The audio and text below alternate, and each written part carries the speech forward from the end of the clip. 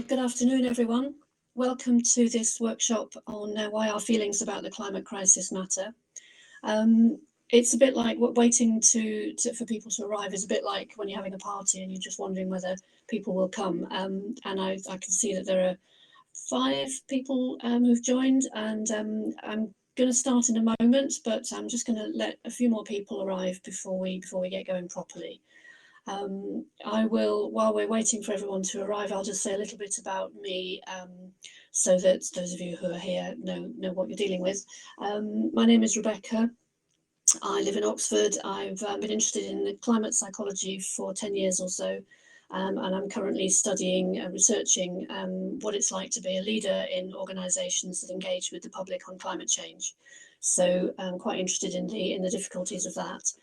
And I've been listening to today's conference with a lot of interest, particularly struck by what Tim said right at the beginning when he was recapping on yesterday, when he said how many of the speakers were talking from the heart. And actually that's part of what I want us to explore today. So welcome again. I am going to start formally now. And how I'm going to do this is that I have a few slides and a few things to introduce about the way in which some psychologists think about emotions and climate, and then I'm hoping that there will be some time for us to have a bit of a chat conversation using the chat box to share our own responses, our own feelings about climate. And when we come to that stage, I will pause the recording so that it's completely confidential. There'll be nothing of what is done then gets shared. So I'm here representing an organisation called the Climate Psychology Alliance. And the Climate Psychology Alliance is a group of people who work in what's known as depth psychology. In other words, the kind of psychology that's not about behavioural predictions and how can we get people to do things, but much more about what's going on under the surface.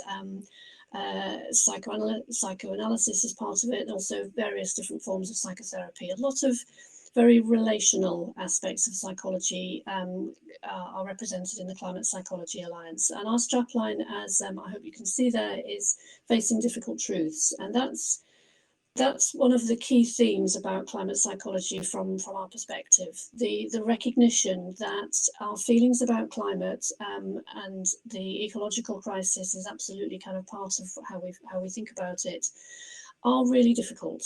And how human beings respond when they're faced with very difficult feelings is part of our knowledge base. So I'm going to say something then about that knowledge base, and we'll explore some of the ways in which human beings respond to difficult feelings, but also particularly how those relate to the climate and ecological crisis. You know, what is specifically difficult about it? What are the specific ways in which we respond? So the key bit of knowledge in this area is that everybody uses psychological defences when we're faced with difficult feelings. So any kind of difficult feeling that we have, the human brain works to create a defence against that feeling. And defences are important and necessary, and we all have them. There is a tendency, I think, to talk about other people's defences, you know, to say that somebody is a bit defensive or a bit defended. And it may be a little harder to notice our own defences, but climate psychology recognises that we all have defences. And as I say, there are specific ways in which the defences play out in relation to climate and in relation to the particular difficult feelings. This picture on this slide, I hope you can see it well enough, is a picture that I took of an Anthony Gormley sculpture when he was having an exhibition in London a couple of years ago. It's called Iron Baby, and it is a sculpture of his newborn baby, I think made in 1994. And my son was born in 1994. And there's something for me about this image which reflects both the vulnerability and the tininess of a newborn child, and also the ways in which, even from birth, we begin to defend ourselves against what may feel as kind of unmanageable feelings. And here are some of the very unmanageable feelings that can arise around the prospect of climate change. a sense of the forthcoming loss, but also existing loss. You know, the species that have already died off, the kind of extinctions that are happening right now, and the grief that comes out of that, but also perhaps the loss of our ways of life that we have become so used to, that we have grown up with. I'm 57. I've grown up in a very fossil fuel dependent economy, as we were hearing from Paul Allen earlier. This is what we're used to. And so there will be grief and loss for those ways of life, as well as the loss and grief in relation to what is happening to our planet and the species with which we share it. There may also be some guilt and some shame, and that I feel that in the sense of having grown up thinking that flying and driving everywhere was just kind of what you did because you could. And recognizing that even though we know that this is a shared problem, the way in which we have each contributed to it unknowingly will create some guilt that is very hard to manage. There is also, psychologists say, a sense that we depend on our Mother Earth, and also human beings, when they're faced with dependence, may use hate to manage it, because actually it's very hard to acknowledge our dependence and the love that we may feel. And we may, of course, also, especially recently in the last 2 or 3 years or so, be feeling some unexpectedly large terrors. Are we actually facing our own extinction? Are we actually facing the collapse of our own society? So all of those very difficult feelings are absolutely what it is like when you face up to, when you begin to think about and feel feelings around climate change. And there is another aspect to it which also links to what Paul was saying about the wicked problem, which is that it is a huge issue and it is full of uncertainties. I don't mean uncertainties in the sense of do we know it's happening or can we trust the science. I just mean uncertainties in terms of what our social response to it is going to be and what the nature of the tipping processes are going to be. So the uncertainty and size of it makes it very unmanageable too. And don't worry, I am coming on to what we can do about all this, but these are some of the really difficult feelings that we are faced with and that we then need to find defences against. And I'm going to talk a little bit about the defences.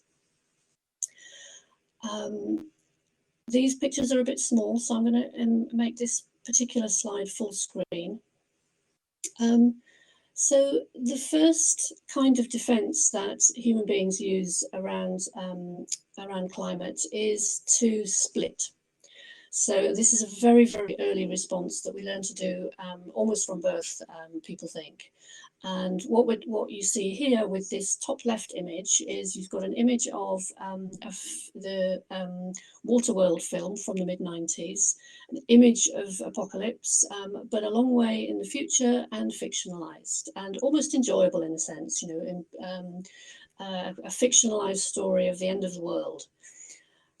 So climate change is huge and terrifying, but it's a long way away and it's in fiction. At the same time, we have, here are the small, easy things you can do. Pick your best reusable coffee cup, turn your lights off, unplug your mobile phone from charge. Those were the messages that were so prevalent in the last 15 years to make it easy. So that's a split. You've got the apocalypse in one part of your brain, and you have these are the small things I can do in the other half. And splitting is, again, you know, it's a defense. It's perfectly, it's a universal thing that we do. So that's one thing, splitting. Another fundamental mechanism is called projection. And what you have on the right-hand side of the images on the top of the screen here is that famous Twitter profile from Greta Thunberg, in which she is playing with the way she gets demonized by Donald Trump and his friends. And that in itself is an image of how we demonize the other in relation to climate change. So we say it's Trump, it's America, it's China, it's India, it's whichever group of people is our personal set of baddies. And we make into heroes figures like Greta Thunberg, and the opposite will be the case depending on which side of the political divide you're on. So projection, saying it is somebody else's fault. When you have a difficult feeling, you essentially say, I'm not feeling that, somebody else is feeling it. So moving to the bottom left of this image, you have what is known as disavowal. And that is essentially where we do know it's happening, but we keep that knowledge in only part of our brain. And the other part of our brain behaves as if it's not happening. So we're not hearing it, we're not seeing it, and we're not acknowledging it, we're not acting on it. And disavowal is one of the most widespread and useful defences that we may find ourselves in, and I'm going to say a little bit more about it in a minute. But the last image on here, which you may well have seen before, is this idea of distancing. So I am sitting in boiling water, but I'm actually not going to acknowledge that. I'm going to say it's happening somewhere else, it's a long way off, it's going to affect my grandchildren, it's going to affect people in the low-lying island nations, but it's not going to affect us here in the UK. So those are some of the defences, and I'm hoping that you will recognise some of those in your own responses. I certainly recognise them in myself. I'm just trying to go back to making that a smaller slide. So I said I would say a little bit more about disavowal, and I want to talk now about what it might be like for those of us here who work in conservation, who work in nature protection, who work on climate change. Because when you are working in this field, it is absolutely essential to create a compartment in your mind where you can concentrate on the work and not be overwhelmed by the feelings. And this is a form of disavowal. It helps us to cope. But, and this is really the crux of what I want to say to all of us, if we rely 100% on our defences, that's exhausting. If we're always compartmentalising, if we're always having to put the effort into saying, I'm an objective scientist, I'm concentrating on collecting the data, I have this one thing to do which is useful, those are all good things to do, but we also need to make space for allowing the feelings to be felt, because if we're constantly using our defences, we get exhausted. We may end up feeling numb, because when we defend against difficult feelings, we're also, unfortunately, defending against the good feelings. So we may find that we're stopping feeling anything. And that is, I think, a particular risk for people working in the field. So you may feel numb, you may get exhausted and therefore burned out, so constantly aware of the difficult feelings but unable to get the help, get the support, get the relationship processing space that we need in order to manage them, so we get burned out. And this goes back to what Tim was talking about at the beginning of today. It makes it hard to talk from the heart if we are defending ourselves against the feelings in our heart.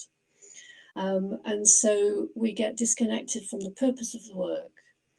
And so I guess there may be three things that are going on here, that if we are able to explore, process, feel our feelings, that releases energy.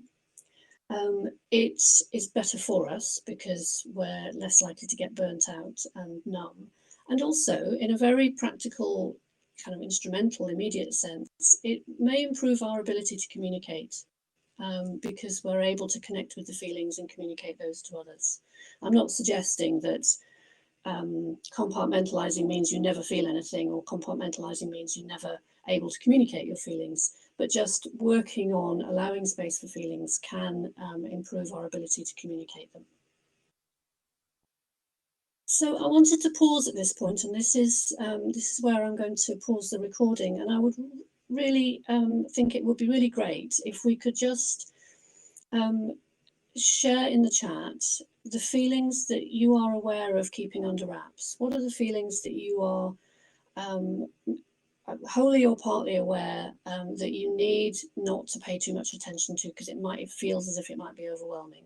And the fact of sharing that is in itself helpful if you know that it's confidential, if you know that it's not being shared with anybody else. So that's why I'm pausing the recording.